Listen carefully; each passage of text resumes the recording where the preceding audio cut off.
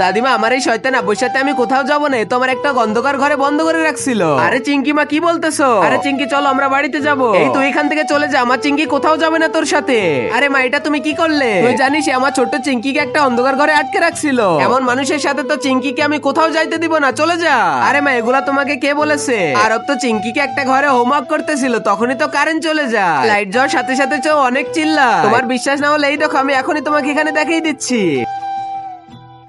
আরে চিঙ্কি, তুমি আমার সাথে মিথ্যা কথা বলছো, তোমার একটু শরম হলো না? আরে মা, এর কথা কি ভুলে গিয়েছো আগেরবার তোমার সাথে কি করেছিল? আরে এই টিচার, তুমি আমার মেয়ের গায়ে হাত দেওয়ার সাহস কোথা থেকে পেলে? তোমার নামে আমি কমপ্লেন করব, ছেড়ে দাও আমাকে। আমি তোমার গায়ে কিভাবে হাত লাগিয়েছিলাম দেখাও তো। হ্যাঁ টিচার, এভাবে। এবার দেখলে কি বললো? আরে চিঙ্কি, তো মিথ্যা কথা বলা বন্ধ করতে হবে। চিঙ্কি তুই ভালো হয়ে যা, না হলে কিন্তু তোর অনেক খারাপ হবে। তখনই তো চিঙ্কি পুলিশকে ফোন করে দেয়, তারপরে যা হলো। আর আগে মহান আল্লাহকে তুমি ভালোবাসলে লাইক এন্ড সাবস্ক্রাইব করে দাও, আর পার্ট 2 দেখতে চাইলে অবশ্যই কমেন্টে পার্ট 2 লিখো।